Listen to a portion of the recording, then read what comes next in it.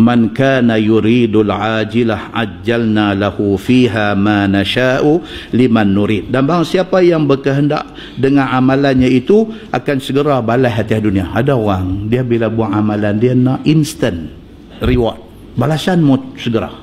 Dia pergi mengaji agama, masuk universiti sampai dapat ijazah bachelor dalam bidang syariah, disambung lagi buat master, sambung lagi buat PhD dalam bidang syariah wal qanun, syariah dan undang-undang. Mengaji agama tu bagus dah, tapi dia nak satu yang segera, balasan yang segera. Maka akhirnya dia sanggup jual agama yang ada kat dia kerana nak ambil reward dunia yang segera. Tuhan beritahu dalam ayat ni, dia kata apa? Man kana yuridul ajilah ajjalna lahu fiha ma nasha'u liman nurid.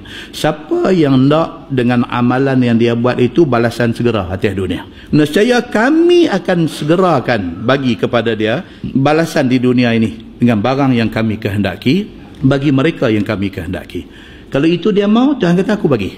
Pergi mengaji agama pasal apa? Pasal nak dunia, aku bagi, tak ada masalah. Lepas tu jual lah agama yang ada kan, ilmu agama, knowledge agama yang ada, jual lah. Orang telefon nak panggil ceramah, 3,000. Jual ya, tak ada kisah. Mana ni tempat mana panggil? Kuala Lumpur 5,000. Mana? Johor 7 sudah lah. Saya nak pergi kapal terbang bagi first class. Tak ada pun business class pun tak apalah, boleh ya. Mengaji agama sudah jadi macam tu. Agak-agak tuan-tuan lah, ada tak ada ni? Kita buat contoh ni. Ada. Pihak-pihak masjid haduk jadi tukang kontak ini nak panggil ni, kenal lah depan ni siapa dia, kenal lah. Bila telefon macam ni ramai, dan dia tak mau, dia kata tak apa cakap dengan PA saya, pasal dia yang cakap segala pasal dia ustaz. Bagi PA dia tak ustaz. PA lah tolong abang 3,000, 5,000, 7,000. Bila orang kata dekat dia pasal apa lagu ni, dia kata hampa tak tahu, saya kenal dah, saya pergi sampai Johor tu bagi RM50, saya kenal lah, dia kata. Dia mula duk kira lah, masa saya ni saya nak kena buat preparation dulu sebelum pi, dengan perjalanan pi airport, dengan terbang pi sampai sana, dengan duduk sana, saya tinggal family, saya tinggal anak, dia kira habis semua. So kalau saya minta 5,000 tak boleh kot. Lepas tu dandan dia bagi kejap lagi, dia kata apa, artis siapa boleh bayar sampai 20,000, habis. Kawan-kawan kita yang duk jadi juruatur program agama di masjid ni dua abang pada ustaz, Allahu Akbar, saya minta ambil macam tu, segan. Dia tu panggil juga lah, buat macam mana dah. Panggil buat apa? Tosah panggil. Tak ada lah, pasal kalau dia main boleh tarik orang ramai, dia crowd pula. Tuan-tuan, rupanya malam ni ada ayat dalam Quran bagi tahu benda ni. Tuhan kata apa? Man kana yuridul ajilah, siapa nak balasan segera. Dia buat amalan apa? Amalan dia menyebarkan dakwah, itu amalan dia. Tapi dia nak balasan segera. Dia tak sabar dah nak tunggu hak Tuhan nak balas kat dia akhirat esok. Kalau dia boleh sabar Ustaz, hak Tuhan nak bagi kat dia di akhirat esok lagi mahal daripada 5,000 yang hang minta ni. Dah, dia duk nampak dia nak al-ajilah, dia nak cepat, dia nak segera. Saya nak 5,000. Muslimin dan muslimat ini rahmati Allah sekalian. Summa ja'alna lahu jahannama yaslaha mazmuman madhura.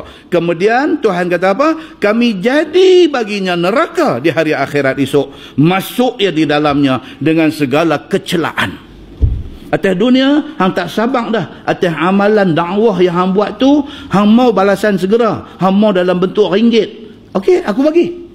Tapi akhirat esok, hang jangan harap aku nak bagi kebaikan dalam bentuk syurga sebagai ganti dia. Sebaliknya apa? Aku bagi dekat hang jahannama yaslaha, neraka jahannam lah tempat masuk hang, mazmuman madhura, masuk dalam keadaan tercela dan hina. Tuan tak takut ke dengan ayat macam ni? Tak takut ke? Kemudian kami bagi kepada orang yang tak sabar dengan nak balasan dunia ni, kami bagi neraka jahanam, masuk ya di dalamnya hal kecelaan, lagi tertolak dia daripada rahmat Allah Subhanahu wa taala. Siapa kata ni tuan-tuan? Quran. Allah kata dalam Quran. Muslimin dan muslimat ini rahmati Allah sekalian. Wa man arada al-akhirah wa sa'a laha sa'yaha wa huwa mu'min fa ulaika kana sa'yuhum mashkura. Sebaliknya, siapa yang berkehendak dengan amalan dia tu balasan akhirat.